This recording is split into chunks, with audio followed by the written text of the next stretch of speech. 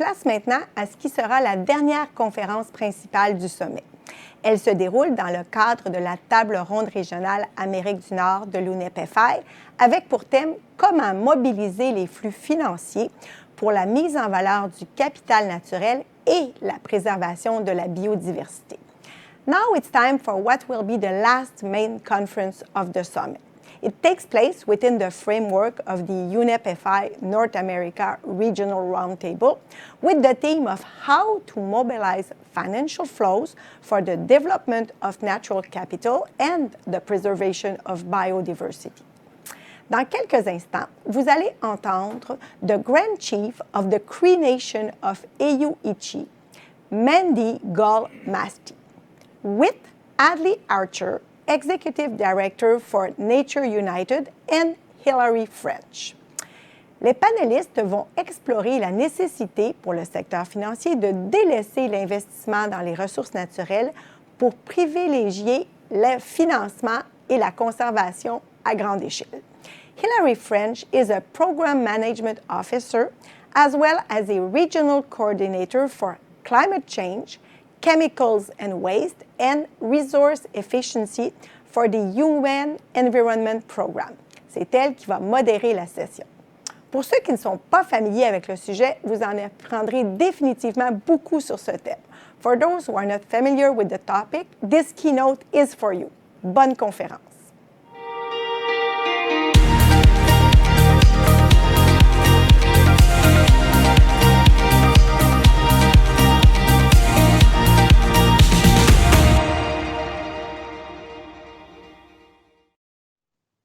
Hello, everyone, and welcome. Thank you so very much for participating with us today in this important roundtable discussion.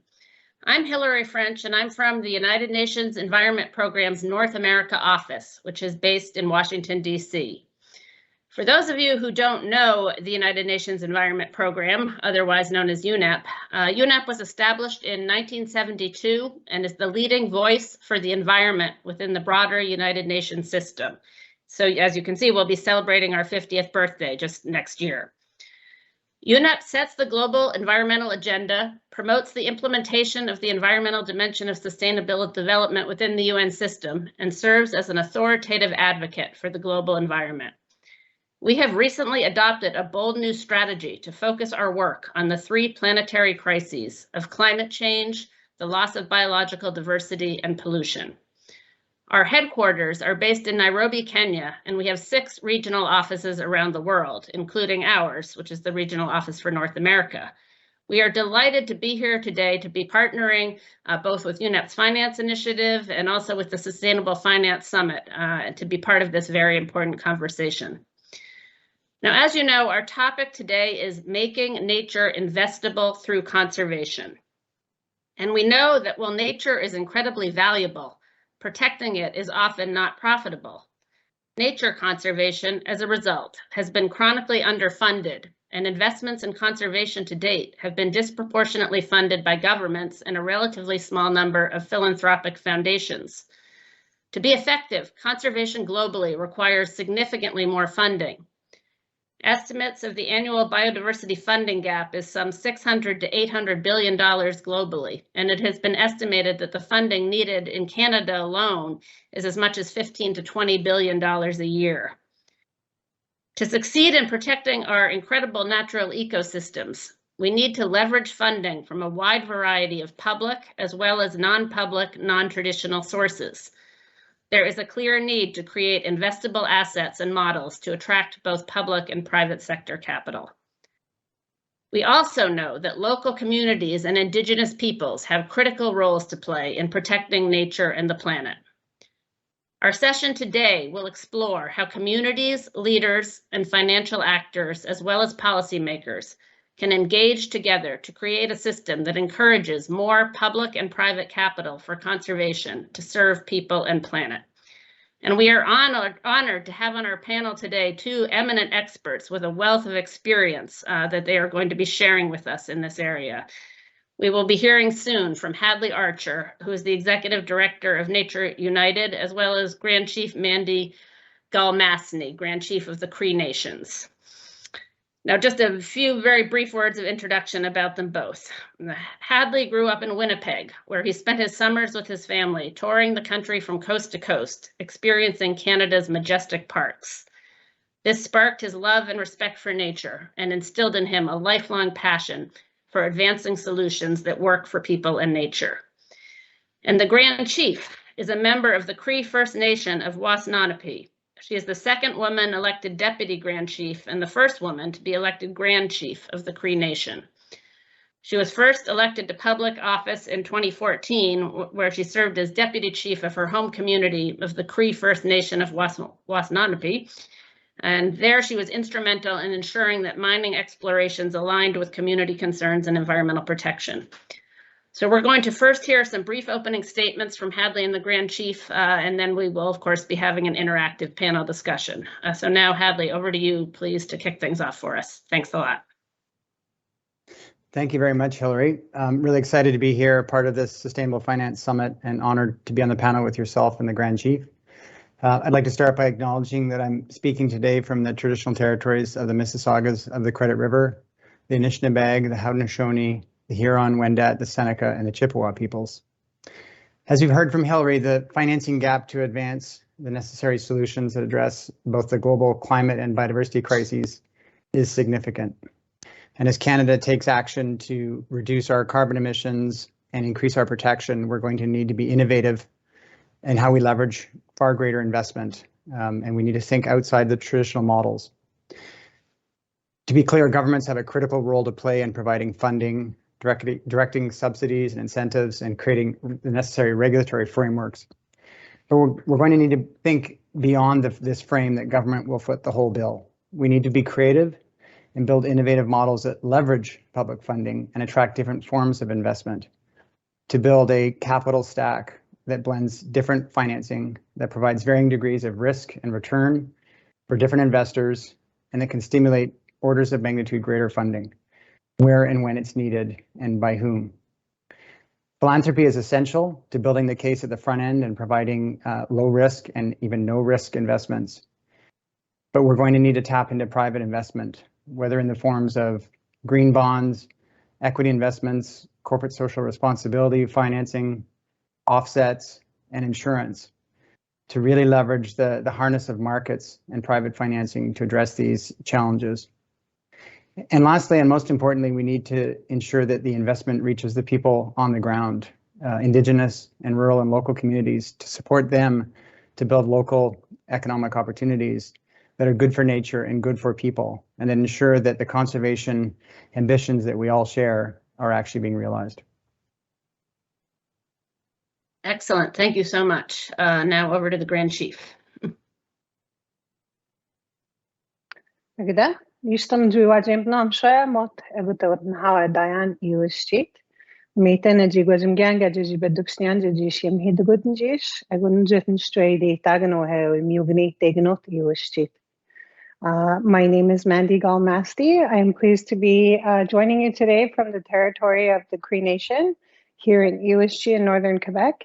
It's a real pleasure to be here this afternoon to speak about conservation and the important story that we're sharing about committing 20% of our territory to the protection and conservation efforts that we have in place, in addition to share some of the background story and the continued work that we're doing to try to ensure that we're working towards a new goal of additional 30% protection in the Cree territory of Iwishti.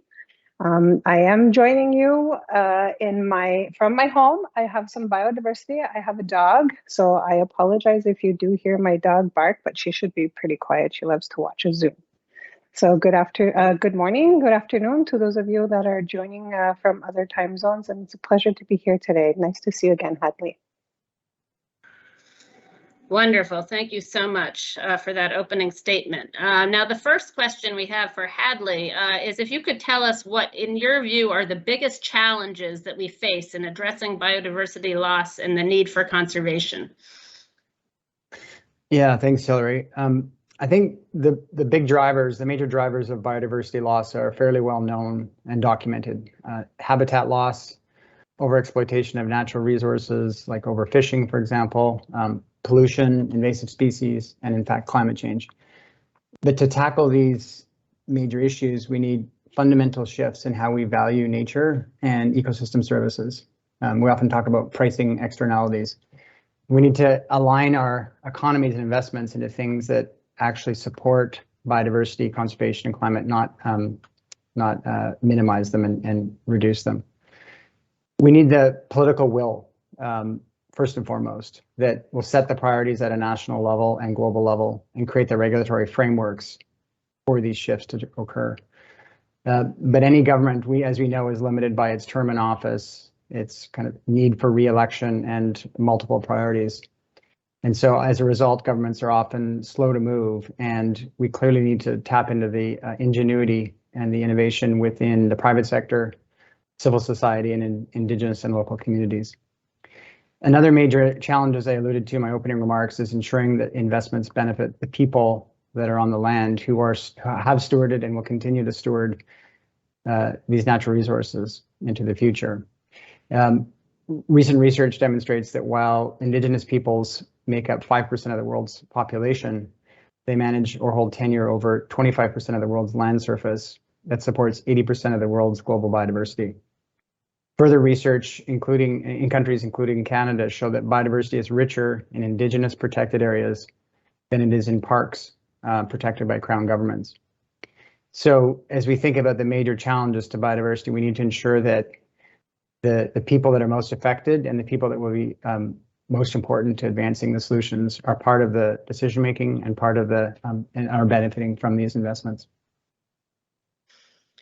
Excellent. Thank you very much. Very interesting. Okay, well, the next question, building on that for the Grand Chief, is how does biodiversity loss and the loss of nature affect communities? And how do you see communities addressing these issues productively? Thanks.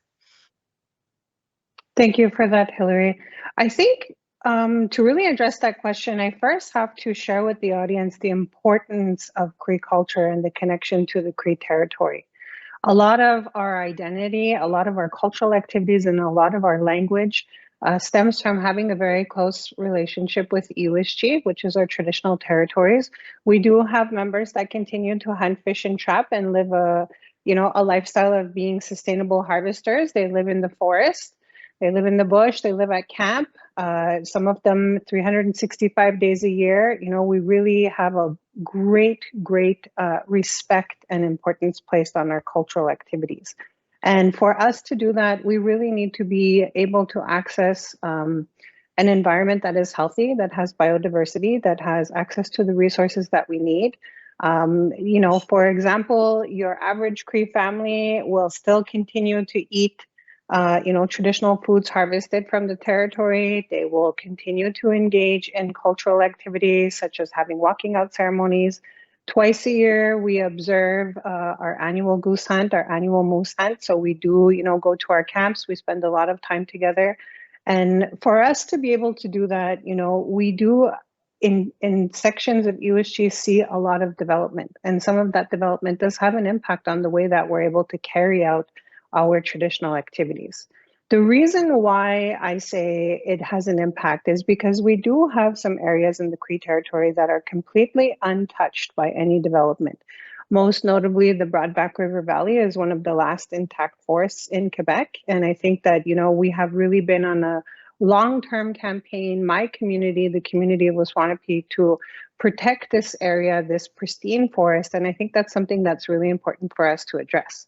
In addition, when these families, these traplines are able to go out and participate in hunting, fishing, trapping activities, they're able to do so in a manner that is, I want to say, really in line with exceptional environmental space for them to do so. The biodiversity, the access to fresh water, the biodiversity of the forest, all of the wildlife, the habitats are completely untouched. And I think that this is something that the Cree really respect and want to continuously work towards protecting.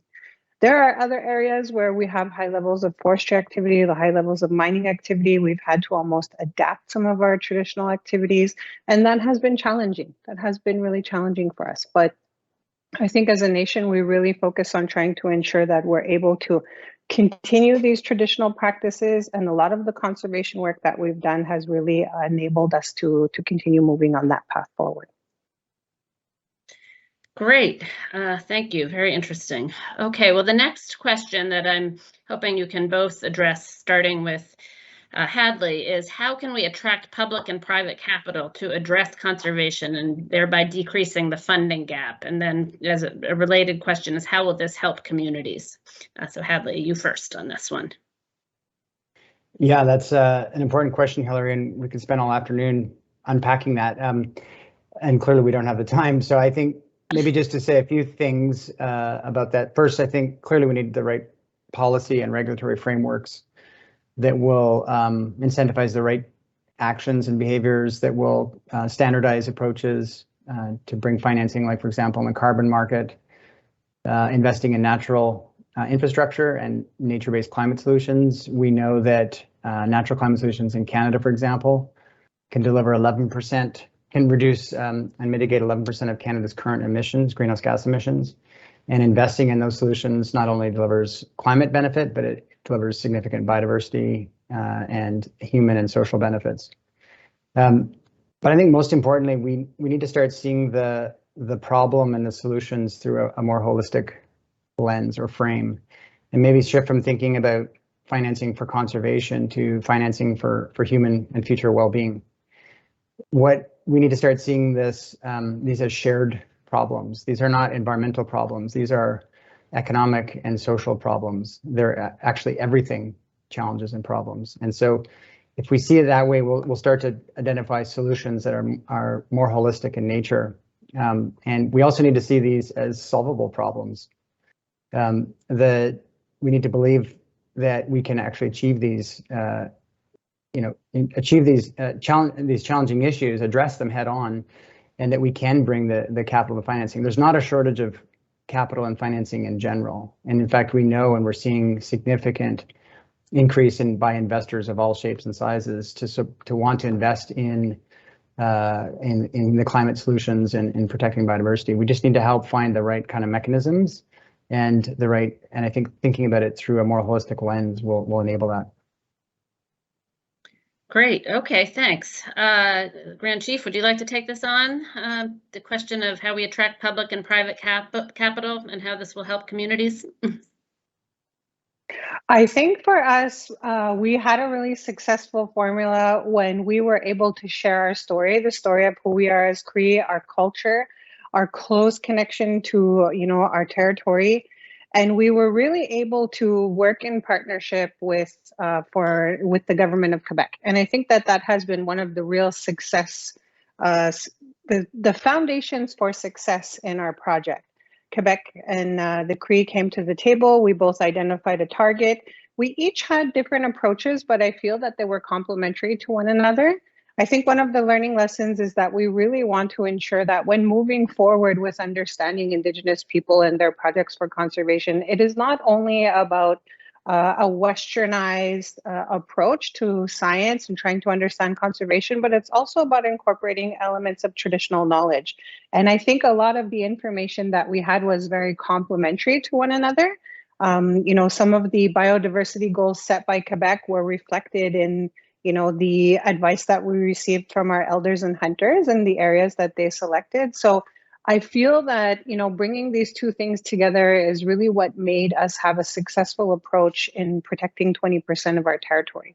And most importantly, it was really getting our partners to support us in telling the story and trying to really get this project out there and get people to understand what we were doing. So for me, I think when you have good partnerships, good support, NGOs, organizations, anybody out there willing to share your story, it really creates success and it creates commitment and it creates that desire for other organizations to really support your project. So I believe that those two elements are of great importance, to have a common goal moving forward with what you want to do in conserving an area, and of course, being very aware of your story and how you share it, and who's there to support you in doing that. Great, thanks. Okay, well, moving over to Hadley now for a minute. I wonder, Hadley, if you could tell us what innovations you're seeing in the funding and implementing of transformational conservation efforts. Yeah, I think so. I think I'll just pick up where the Grand Chief left off and really focus in on the innovations around partnerships. I mean, because there's lots of technical tools around like debt for nature swaps and innovative insurance models, et cetera. But what they're really premised on is exactly what the Grand Chief was just saying, is having shared and common understanding of what the objectives are, and then breaking down the silos and working together and in partnership. So when we think about some of those examples, like in the insurance sector, for example, in Mexico, the Guantanamo Reef insurance policy, that's an innovative model that will pay out to repair and restore the reef in the event of a major storm. And then the reef in turn protects the coast from damage and flooding, which is really important for the local economy. And so it's these innovative models that will come out of different groups, like Mandy said, sitting down together and thinking about how we solve these common problems. Another, I think, great example of this is in Canada, in British Columbia, in the Great Bear Rainforest, where the challenges around unsustainable logging that was not benefiting local communities, and it was significantly impacting biodiversity and climate, and the model just wasn't working. And so when industry and government and nonprofits and Indigenous governments sat down together, they mapped out a plan or a vision that sees a significant amount of that critically important ecoregion protected, and the balance of that area managed to the highest standards of forest management that we see pretty much anywhere in the world. And through that as well, significant investment was created for supporting conservation economies in the region and supporting Indigenous communities who will and are stewarding those areas. So I think by sitting down with understanding common values and objectives, and then ensuring the right people are around the table and being kind of open-minded about what the solutions are. That, to me, it's the innovations in the approach as much as it is the technical tools. Great, thanks. Very interesting. Okay, well, we are starting to get towards the end of our allotted time. Unfortunately, we do still have 3 minutes. I don't know if we're going to be cut off exactly at 3 minutes or what, but we have a little time for the Grand Chief anyway to address a final question or two. Maybe you could tell us what others can learn from the approach to conservation from the First Nations have taken. Are there lessons that might be more broadly applicable for everyone? I think for us, we had our own share of lessons learned. Of course, the Great Bear Rainforest was a great example for us. We were able to connect with them. We were able to understand where their successes were, where their challenges were. And, having come from a background of having a really strong network of NGOs and supporters, we were able to kind of really take control of our story. And I think that's the important part, is you have to let Indigenous people take control of the story that they want to share about their territory, because it is really what I believe investors were looking for when they came to the table to support us. We have amazing partners that have been working with us. We've had a number of foundations that have come forward and have wanted to work on this project with us. And in turn, we've been able to do really good work. We've been able to send our youth on journeys across the territory, paddling, connecting to their culture, highlighting areas of importance. We've been able to fund projects for women's groups. We've been able to allow people to go into the bush to better understand traditional activities such as harvesting medicine, berry picking, identifying habitats for species that we, want to ensure that we protect with a conservation approach.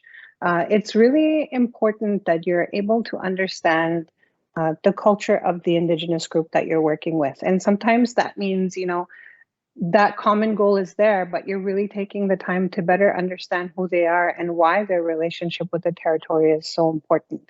And I can honestly say, having worked on this file for a number of years, it was many years in the working, the continuity of having, passionate supporters who are there and want to see your project succeed is something that really kept pushing us.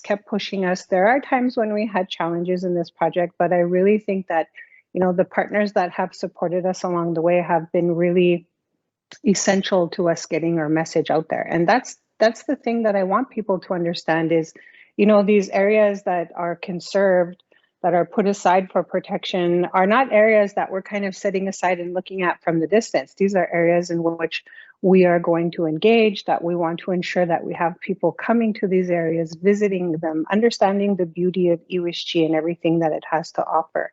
And also in turn, creating, I guess, an economic spinoff. We are a nation that was impacted by resource extraction.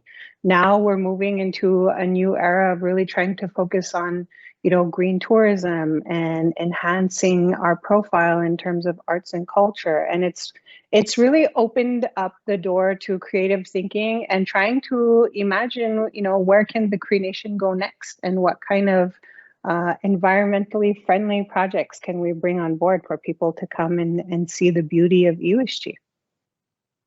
Wonderful. Well, I am afraid that may be close to our last word here. I know that we're officially out of time, and so I'm sorry, Hadley, if you did not get a chance to make your final interventions. But I'd like to thank you both so much for sharing your wisdom with us today. I think you both obviously are involved with just extremely important organizations doing extremely important work there on the ground. And I know that all the people in the audience in the financial sector, and certainly UNEP, we're involved with the Decade for Ecosystem Restoration that we hope many of you are involved with already or will become involved soon. So lots of good opportunities to move this agenda forward in the years ahead. So thanks very much. And do we get returned to the MC now, or I'm a bit confused about the process as I understand it. Let's see, I'm getting a little guidance here. Maybe we have to, yes, I believe. Okay, well, thank you very much then. And I guess we're finished. Over to the organizers. Take care. Thank you. Okay. Thank you, bye. Hillary. Thank you. Thank you. Yeah, bye. Take care.